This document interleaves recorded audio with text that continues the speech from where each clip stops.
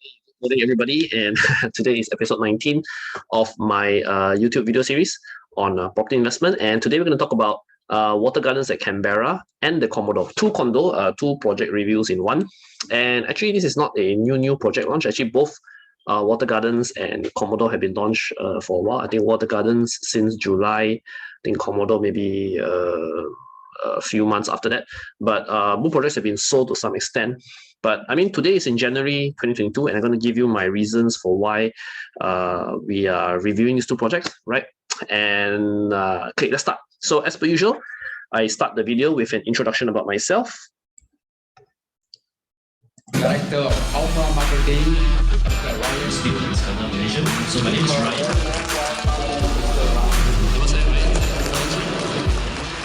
6,000 incoming supply in Johor. This is good. I am writing. Thank you for attending today's presentation on Canberra, Malaysia. Okay, so my name is Ryan Khoo. I am a Malaysian, but I'm in Singapore PR for many years now, almost 10 years now. And I'm a property investor has been investing in property since 2007, mostly in Malaysia. I made a lot of money because I bought early.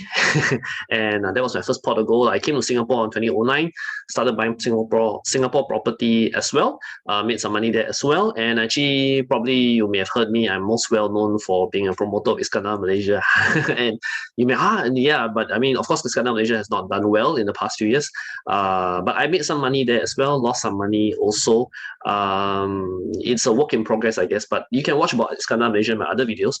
And I've been a big contributor to on real estate matters in the media, written both in written as well as events for the Property Guru and The Age, and ST Property as well, iProperty in Malaysia, right? So I've done a lot of real estate related topics, not just Singapore, but also Malaysia and other countries as well. So today we're going to talk about Watergardens at Canberra and the Commodore, as I mentioned earlier.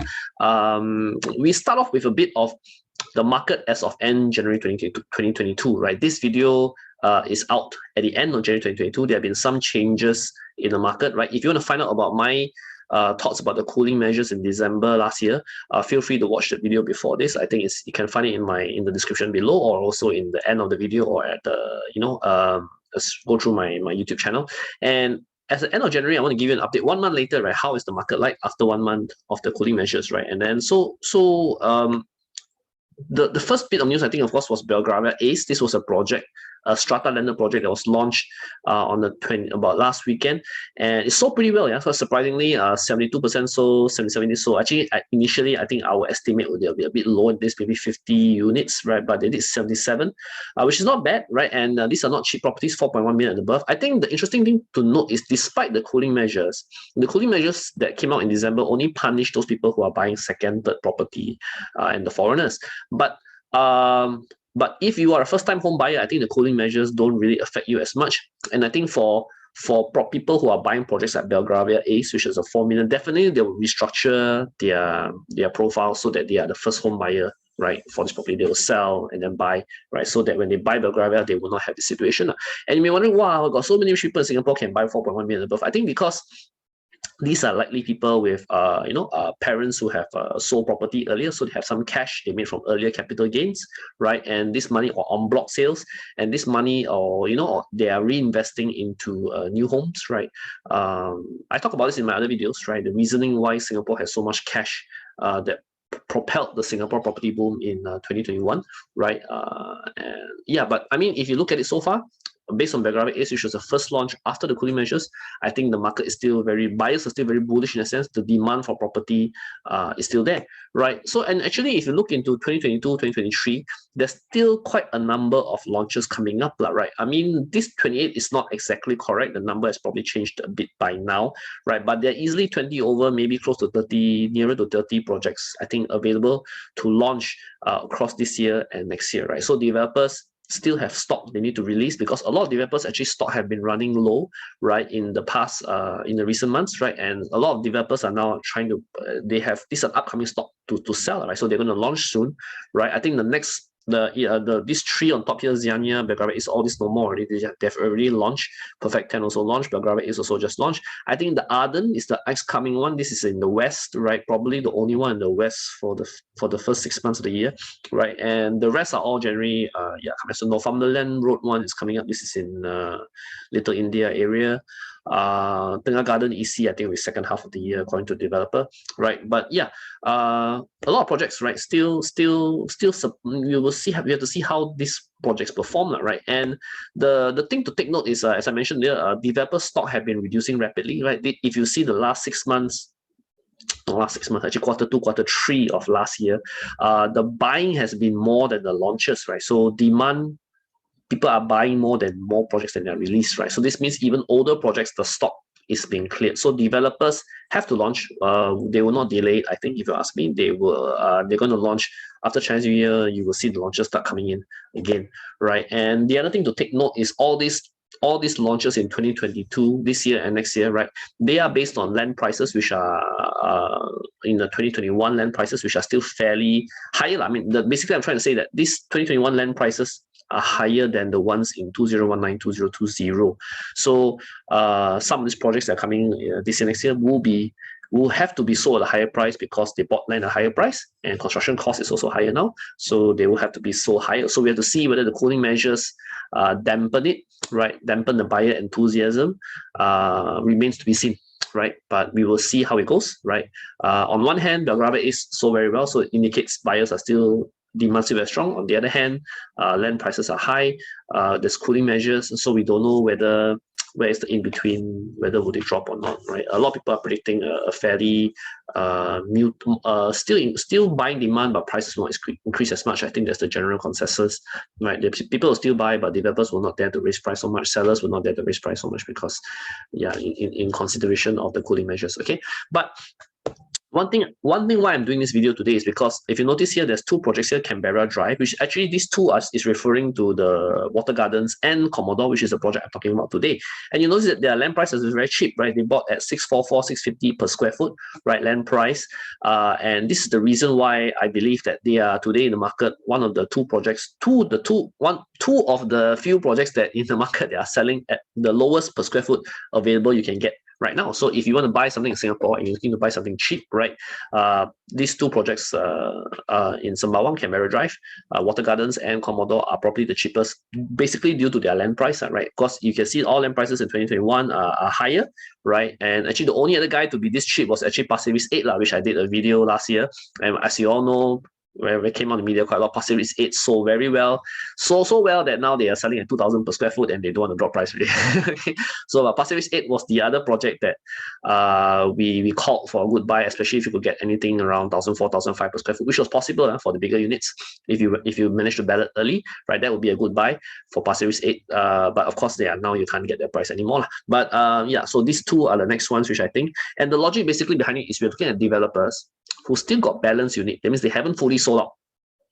Okay, projects that they haven't fully sold out, but they bought their land cheap, right? And because they bought their land cheap, they are able to sell at the cheap price compared to whatever new launch you're going to see this year, next year. Okay, so that's the logic, the investment thesis, the strategy behind today's presentation. Okay, so yeah, as I mentioned, because the land prices are high in 2021, you see a lot of these projects now we're going to touch. If you exclude the ECs are going to be about 1,000, or just over 1,000 per square foot, right? Also at a historical higher in a sense, because no, there used to be a time when EC was below 1,000 per square foot, but now all 1,000 something. Okay, but yeah, that's the market for you today. Because EC supply, at one point there was not enough EC stock, but now some of these ECs are coming out again, right? But if you look at it, generally speaking, we're talking about 2,000 per square foot and above. I think in today's context, right, generally speaking, anything below 2,000 per square foot is on the lower range of prices. We have come to that point in Singapore where if you're below 2,000 per square foot, generally you are on the cheaper half of prices. Above 2,000 per square foot, then you're on the more expensive range, right? But that's where we are in the Singapore property market today. Okay, so yeah, and another thing, of course, to take note is 2 plots of land were sold in January, right? This was on the 18th, right? And they were bought by think Gokoland and CDL, right? I think they joint venture Hong Leong also, but they're all related parties anyhow. But if you see the tenders, there were lower number of bidders, less people bidded for the land, and the prices they sent in were also lower, right? Lower, roughly 200 per square foot, right? Comparable to earlier 2021 price. So you can see that based on this thing, developer also more cautious now, because I think they don't want to get it wrong, right? So they need more margin for error, because there's a lot of margin for error now, because the cooling measure throw one potential disruption to them. Second thing is that construction cost is higher a lot and throws another potential disruption to them. So developers are trying to play safe a little bit and don't be too bullish. Don't be as bullish. I mean, still bullish, because you can see prices are still fairly higher, but not as low as you would think. They didn't drop off, right? And the number of bidders also still there. I mean, drop a little bit, but still okay, quite a number of bids. Not to say like it totally fallen off. So in that sense, developers are more cautious. But this kind of projects that you only bid now, right?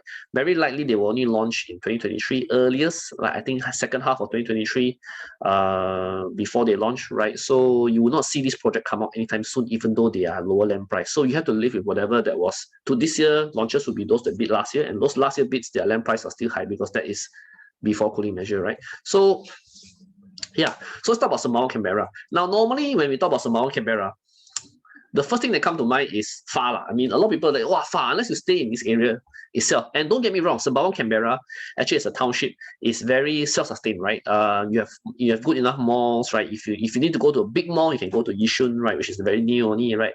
In these smaller neighborhood malls, there's a number of choices actually in the area, which are pretty well stocked, a lot of variety as it is. Food is there, transportation is there. I mean, the quality of life is really there within Sembawang, Canberra. But the typical complaint when people say about Sembawang, wow, far, because actually, if you think about it, you look at the Singapore map, like what I'm showing you here today, right? Sembawang actually more north than Woodlands, right?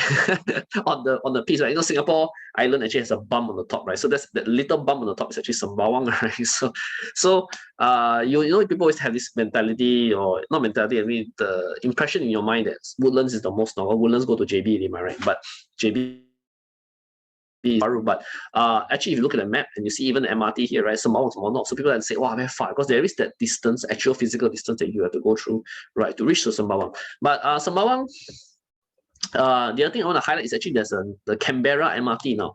Canberra MRT is actually a new MRT. Yeah, actually it opened in 2019. Okay, prior to this, the Canberra MRT wasn't open, right, and it was closed. So in the old days, right, you have Yishun direct to Sembawang, right, in terms of MRT stations. But now you have a Canberra MRT opened 3 years ago, and this opened up, so to speak, all the potential investment and living and quality of life opportunities within Canberra, right? So even if I show you the Canberra MRT, right, it looks pretty new, right? If you look at the station, you think about it, right? You compare to other North-South line MRT station, this is quite different, right? It's quite modern looking. Actually, when I was there, I thought, this Canberra MRT, is it North-South line or other line? But because the station didn't look like a typical North-South line station, right? But because it's a newer design, right? 2019 station, right? So this is Canberra MRT, and as I mentioned, it's add up a lot of opportunities for people in the Canberra area. So Canberra is basically between Sembawang and Yishun, right? It straddles that area between Sembawang and Yishun is Canberra, right? So now, if you go to many other presentations, or you talk to any other agent about Sembawang, Canberra, typically they will have a lot of things. Woodlands CBD area, they got rustics by the sea beach, by the sea, by Sembawang coast, right? A lot of things they'll talk about in rejuvenation, or why Sembawang is a place to be, right? To me, there's only two, okay, really, really important, because sometimes when agent or developer, we try to paint the story, right? For to me, like Paya Lebar, ABS, give you example, it's too much to stretch. Paya Lebar, ABS, and we've been talking about Paya Lebar, ABS for years, right? And Paya Lebar, ABS relocation is a 10-20 year story. You will not see the benefits to Paya Lebar area for a long time. Same thing with Greater Southern Waterfront, right? Some developer or some project like to push, Greater Southern Waterfront, but even Greater Southern Waterfront to me is a very long term plan, even by Singapore standards. You will not see immediate benefits. Now, these two that I'm talking about here for Sembawang are pretty immediate.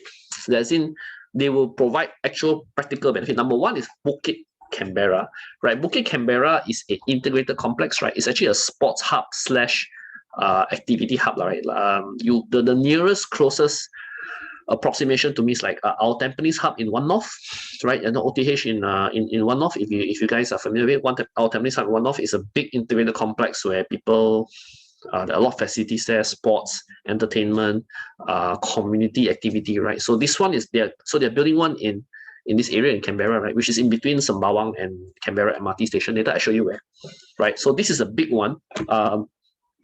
Completion in a couple of years from now, right? And this adds a very big to quality of life, vibrancy of the area, livability. People will start to enjoy the area very much. So this is one big thing which I think is coming. I know Singapore is trying to build more of this across Singapore, but I think across Singapore now there's probably not more than 5 of these integrated complexes, right? Singapore, Tampines has one. I think Bedok also has one right now. More on the way, right? More on the way, right? And the next thing is a north-south expressway. Now, why the north-south expressway is important? Because this is basically a highway, right? Like our CTE, PIE highways and KPE and MC, all that. So this probably will be called, I don't know, NSE, right? And this highway basically from Woodlands, Sembawang, cut all the way to the south. So it's a north-south highway, basically like the name. From north can go south. And why this is important? It will cut down the travel time, because today people complain, what's the typical complaint about Sembawang? Far, Sembawang very far, Canberra very far, right? Especially people not used to living in the north, right? They will say that Canberra is very far. And that's true today. If you want to drive to Canberra, I think it's probably, from most parts of Singapore, you need about 40 minutes each, which is really long, right? Singapore, anything more than half an hour is far, right? So Sembawang, you need about 40-45 minutes to get there for most parts of Singapore. So the north-south expressway will cut that, shorten the travel time, right? And one good example of how this has helped another area is Punggol. Now Punggol, right? In the old days, I still remember, because I used to live in Punggol for a year, right? People say, "Wow, Punggol very far, Punggol far," and right. And the big thing that helped Punggol a lot was actually the KPE highway, right? KPE has shortened the travel time to and fro Punggol. So today, if you stay Punggol, right, you know what I mean. Once you enter the KPE, you can pretty much get to other parts of Singapore very fast, like that, very fast, right? The KP Tunnel Highway makes travel from Punggol to other parts of Singapore very bearable, very much more, much shorter than it looks. So this is a very big plus for Punggol, right? KPE is a big help to Punggol, right? And so similarly, right, North-South Expressway will do the same for Sembawang, Canberra. And there's one actually exit pretty near Canberra, which is the Jalan Gambas one. I think it's about a couple of kilometers away, only very near, right? That would enter the North-South Expressway and you can immediately go all the way south pretty quickly, right? Part of the tunnel is underground, right? So, and I think so that will reduce a lot of traffic jams, and you can get to city pretty quick. So these are the two things, right, which I think will change Sembawang, Canberra area a lot, right? And make it a much more desirable place to stay, right, in the next few years, right? So I'm going to quickly switch to one map and show you on one map, right, where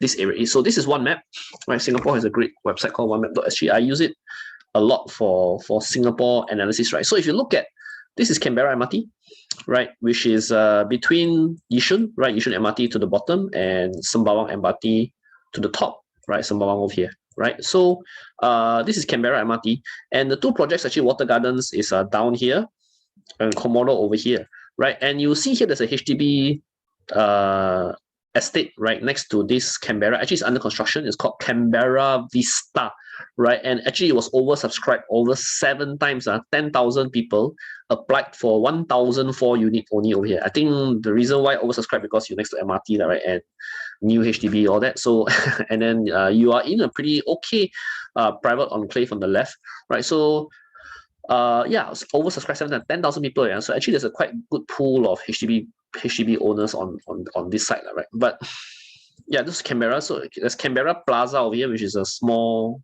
neighborhood mall. And just now I mentioned the Bukit Canberra, right? It's over here. This whole giant plot of land is that big integrated sports / entertainment / social services.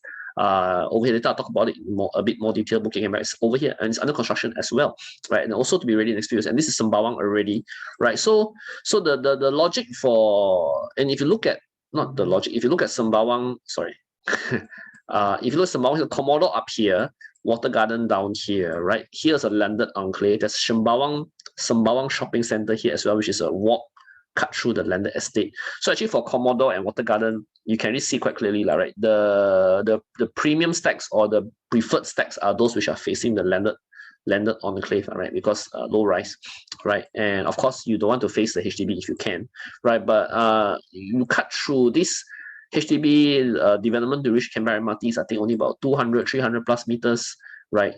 Depending on where you cut from, right? But it's pretty close already, right? So to MRT, and there's a small park over here, right? And yeah, so that is the Sembawang area for you. As I mentioned, a number of HDB, this actually traditionally is a HDB zone, right? Sembawang and Canberra, right? But of course, there have been some private developments in the few years, and Watergardens and Canberra and Commodore are not the last. Actually, there is still plots of land for further condo development, but they have not been launched by URA yet. They'll probably in the next few years, I guess, not in the immediate list right now. Okay, so that is basically the Canberra Sembawang area for you, right? Of course, if Sembawang you go left some more, you reach to Admiralty and to Woodlands, right? At Canberra, if you go down, actually you reach Yishun. Actually, Canberra is at quite the border of Yishun really. Like say here, Yishun Avenue 7, right? You go down some more Yishun MRT, which is not very far. Yishun MRT to Canberra MRT is a short MRT trip, and this of course at Yishun, then you get all the major Yishun shopping malls, which is North Point City, right? Which is if you want the super big mall kind of experience, then you come to Yishun North Point City, which is pretty near, right? So not a bad place, especially if you live in the north, you want to upgrade from the north, right? I think it's a pretty self-contained area by itself. You don't really need to get out of Sembawang, Canberra, Yishun to get whatever you need, right? And the North-South Expressway will make your travel time to the south a lot more quicker in the next few years. And of course, within Canberra itself, I think the big living plus point that makes your area attractive to stay is the, as I mentioned, Bukit Canberra itself, which is pretty big, yeah, pretty big area here. Okay, so let me go back to my slides. Okay, so next, yeah, let me quickly go through Bukit Canberra Integrated Hub. These are some photos, right, from the Bukit Canberra main website. So you can see they have some garden, fruit farm, fruit orchard, indoor sports hall, hawker center, polyclinic, senior care center, gym, swimming pool. So like I said, it's very similar to our Tampines Hub. A lot of stuff there, and if you've been to our Tampines Hub, you see a lot of people congregate at such places because really it's a pretty fun place to be for kids, for family, I think there's a little bit for everybody, right? In such places, right? Hawker center, food, clinics, community center, senior care places, right? Very open, very green, very airy kind of places. Okay, so this is one that's coming. I think the completion is, I'm not sure right now, 2024, right? For this one. The other one is, of course, on North-South Expressway, completion by 2026, right? As I mentioned earlier, from north to south. It will also link to all the major highways, CTE, PIE, SLE, I think, and all the way down to the CBD of Singapore, right? So this will reduce your travel time from north to south. As I said, it will do a lot of benefit to the north, especially, right? Reducing the travel time, reducing the perception that it's very far away, right? The north is very far away. I think this is the big plus, especially the biggest plus point ever for Sembawang, Canberra area. Okay, so let's go to the projects itself. The first one I'm going to talk about is Watergardens and Commodore. They are both similar to some extent, right?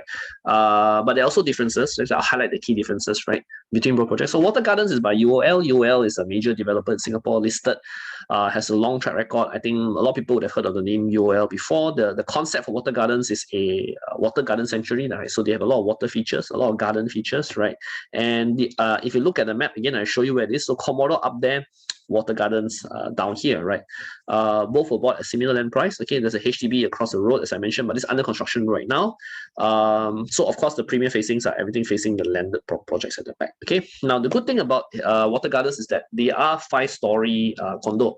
There is a height limitation, so only 5 stories, which is good in the sense that you get low density, right? And the feel is low density, not many units per block, right? And you don't have that high density feeling in some of the larger projects that we are seeing out there today. So and you get to, and one thing good about Watergardens also is a big plot of land, right? Pretty big plot of land, so you can enjoy a lot of facilities on the big plot of land, right? I think that's one of the fun parts of a big plot of land, because I stay in a project which is fairly large also. Today I stay in Pasir Ris, right, where there's a lot of facilities on the big plot of land. So even if you own a 1-bedder here or 2-bedder here, right, you get to use all the facilities across the big plot area. I think that's one of the biggest benefits of a big project like this, right? But even though it's a big plot of land, actually there are not that many units, right? I think if not 400 plus units, double check again. So 5-story units, 5-story blocks only, right? The distance between the blocks are not bad, about 16 meters. I think for today's project, that is roughly about there, right? As you can see, a lot of gardens and pools, right? This is the site plan. So all the premium stacks are the ones facing at the back here, which as per my mouse, facing towards the landed area.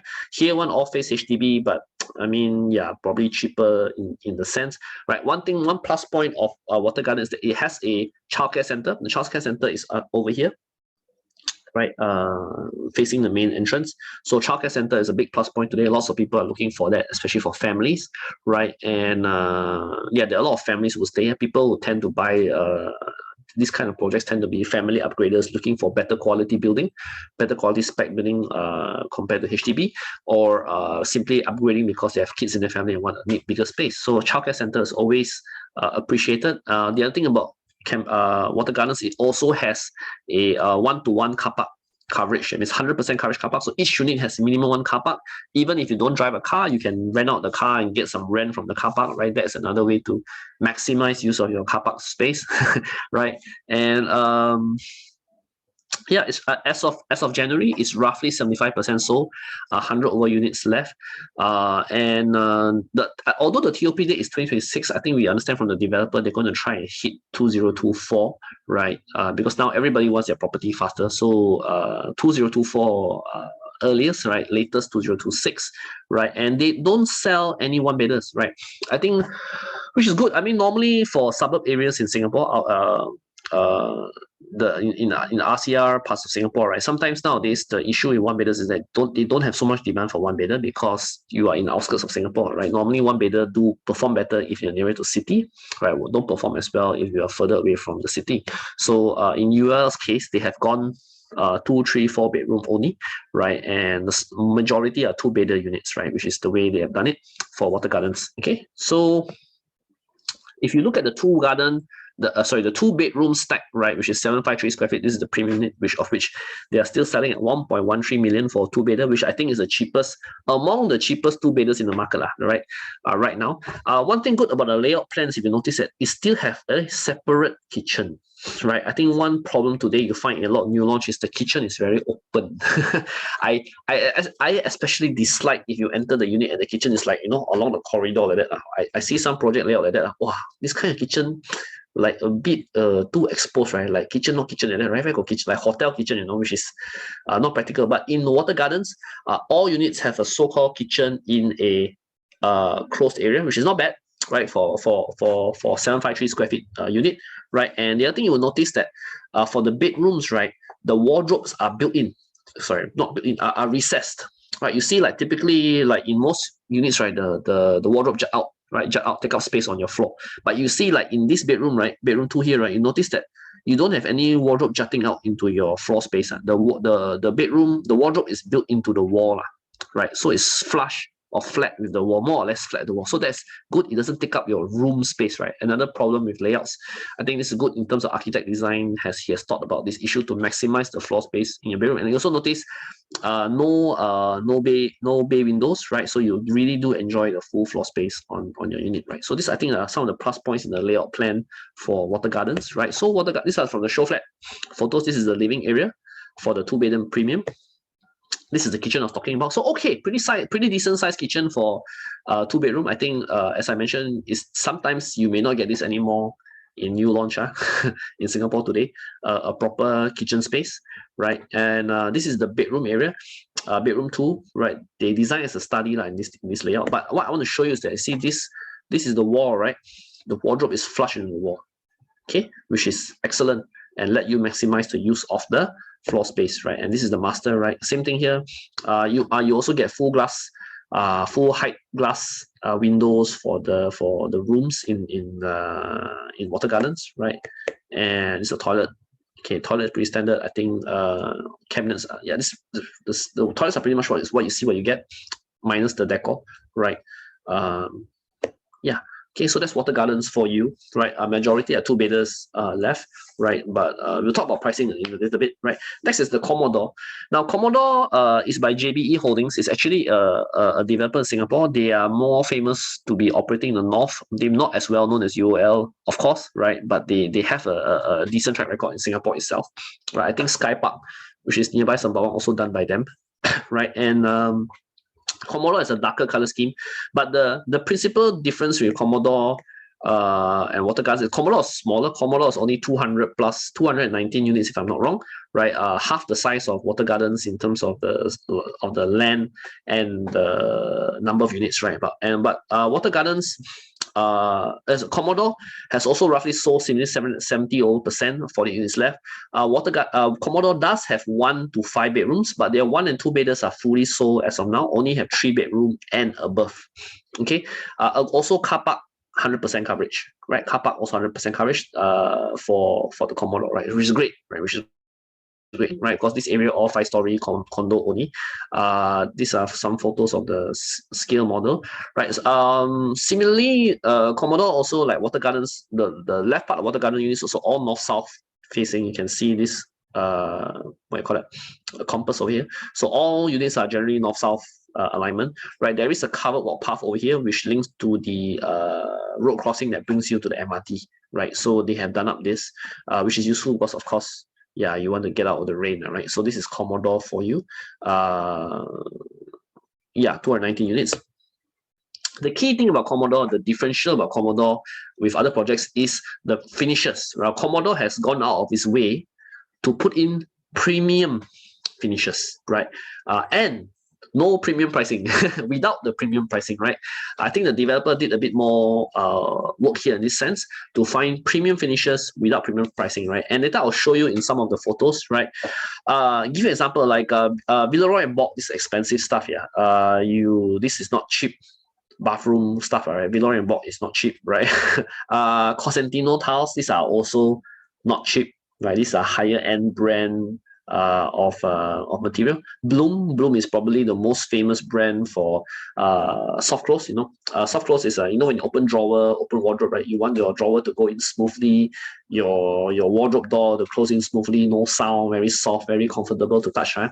So Bloom is the one that provides the mechanism for that, the soft close mechanism. So Bloom is probably the most high end, the most expensive one out there, right? What I want to say, like what I'm trying to say, right? Developer put in premium finishes. Even the switches also use Legrand. All these are higher end stuff, right? For Commodore, and they did not put in a premium to the price. Normally, this kind of things you only see in maybe a CBD project, but this one, a project in Canberra, right? They do this for you, right? For a suburb project, right? So this is a 4-bedroom layout. Of course there are 3-bedders, right? There are 4-bedders as well. I think how much is the price? I can't remember. Later we see I think it's 1.39 for the 3-bedder, but this is a 4-bedroom one, right? And the 4-bedroom have private lift, right? And they have also enclosed kitchen, right? And of course 4 bedrooms. I think the study is very useful. I'll show you the study later, right? So this is the 4-bedroom. This layout has the show house as the one with the double volume ceiling in the living. Of course, look nice lah, but sometimes I see this ladder. Actually, I'm not sure how many people are going to put a ladder here to put books on top. I think it looks a bit impractical to me, but yeah, I think I would have other ideas for double volume ceiling unit, right? But this is the short, and they design pretty well. You can see a darker color scheme compared to Commodore overall, right? And you can see the floor tiles are pretty nice also. These are floor tiles, which again, typically only you see in higher end project, right? This is the corridor, and you can see this is the study area here, which I think is a very nice use of space. Right, you can put a door if you want to cover up this area. There has an aircon in the study, so you don't. This study area have aircon on, okay. And this is the kitchen, right? Again, look at the material they use for the countertop. This is higher end, I think Spanish countertop, Spanish or Italian countertop, I can't remember. Right, and look at this tab. Yeah, this is a Villeroy and Boch kitchen tab, right? Expensive stuff. Again, this is provided by developer. Again, normally you don't see this lah given to you as a default one. Okay, so yeah, right, very nice stuff. So that's the Commodore. So if you want to compare the two, Commodore smaller project, not as big, smaller plot of land, but premium finishes, no premium pricing, right? Watergardens, bigger plot of land, more green, more garden kind of concept, right? But they are both similar in the sense that they are 5-story height kind of projects. Okay, so now let's go to pricing. And the reasoning why we say, or we are considering this as a good buy at this point in time, because number one, as I mentioned earlier in the start of the video, we are looking at developers or projects with balance unit, right? They are not fully sold, but because they bought their land earlier, 2019 ideally, right? So they got in at a lower land price, right? And therefore can sell cheaper compared to whatever new launches in 2020, in this year, in 2022, right? And you will see as launches come out in 2022, right? And they're going to sell roughly about 2,000 on average, roughly. I mean, some will be a bit lower, some will be higher, but 2,000 per square foot on average, right? Suddenly, all these projects where they last time they buy cheaper land price 2 years ago will look cheap and people will buy those, right? And this is what I'm trying to say now, right?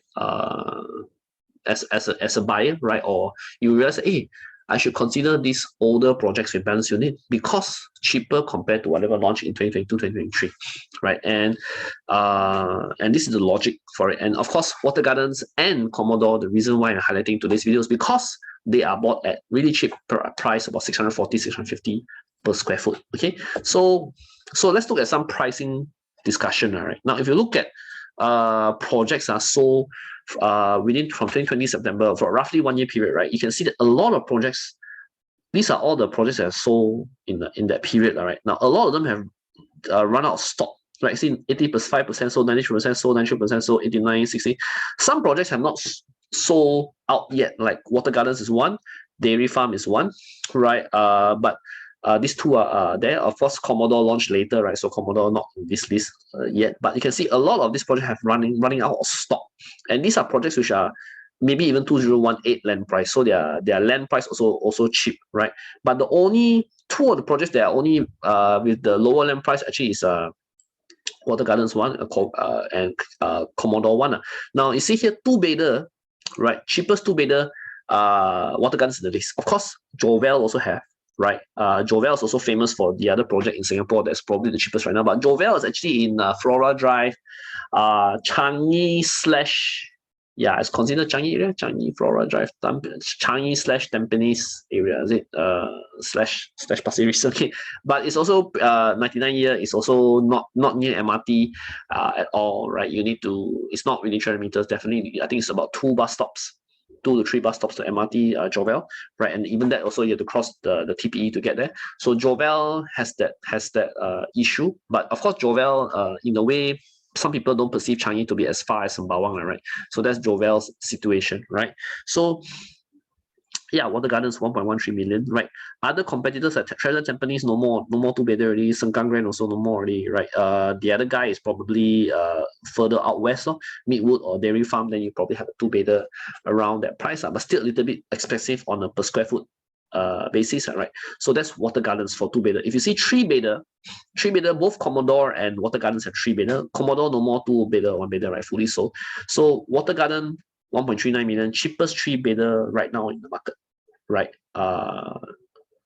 Cheapest three-bedders right now in the market, I think Watergardens and Commodore, right? And these are suitable for family upgraders, right?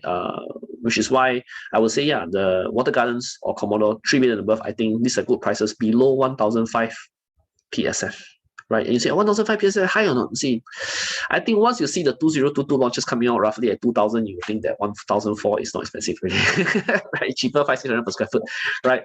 Especially I give you some examples like Lentor. Recently, we have some projects that are going to launch around 2,000 per square foot, and Lentor is not very far away from Sembawang. It's roughly another 5-10 minute drive. 10 minute, 10 minute, don't say 5 minute, 10 minute drive to here. 2,000 per square foot, right? And so three-bedder, this is the logic, right? Below 1,005 per square foot, cheapest in the market, three-bedders, you can go and find. I think you will see the Watergarden and Commodore come out a lot in this price bracket, right? And so what I'm trying to say is, if you look at those projects which have about 1,005 per square foot, which is roughly the cheapest PSF in the market right now, right? There's only roughly a few choices. So Jovel, Watergarden, Commodore, Treasure at Tampines, right? Treasure at Tampines also, I was just discussing this with my wife yesterday. I mean, on paper, Treasure at Tampines is is cheap lah, but actually it's also not near MRT. You need to take bus 4 stops, maybe less, 4 stops around there lah, to get to Tampines MRT. No more nearby. You only have the Tampines Round Market. So actually, Treasure at Tampines also has a not the best location in Tampines. But again, there are not that many condos in Tampines per se, and Tampines again perceived to be nearer, not as far compared to Watergarden Commodore, which has the Canberra and Sembawang. So people think Sembawang, Canberra are very far. So Tampines must be nearer, right? So yeah, but at least these two are near MRT, right? And at least these two, you can also walk to some malls, some neighborhood malls, right? And again, these two, right, got the North-South Expressway coming soon, right? Which will reduce, by the time they TOP, the North-South Expressway should also be about there already, right? They will reduce their travel time a lot and make them a lot more livable, right? So to me, these are like some of the hidden potential that Watergardens and Commodore will have. And of course, as a place for family upgrade, I think Sembawang and this Canberra Drive area is very nice, very quiet, and very serene. I mean, for those of you who are buying to stay, to enjoy the lifestyle, a quiet, serene lifestyle, I think these two places are also fantastic. I mean, these are places to start a family, to grow a family, right? And yeah, and if you need to enter the private property market, I think these are the cheapest, below 1,500 per square foot, 2-bedder, 3-bedders that you can find in the market out there, right? So that's it for my presentation today. I hope you learn something, right? I did not cover in too detail some of these. Some topics can be very detailed, talk about rental yield and other competitor out there. But I mean, I just want to give you the logic for that. Of course, we can discuss all those things. You can drop me a message, Ryan here, 8126-1626, on my email. If you like my video, do subscribe, like, share, subscribe, and please share this with people that you may find useful. So thank you very much, and hope to hear from you soon.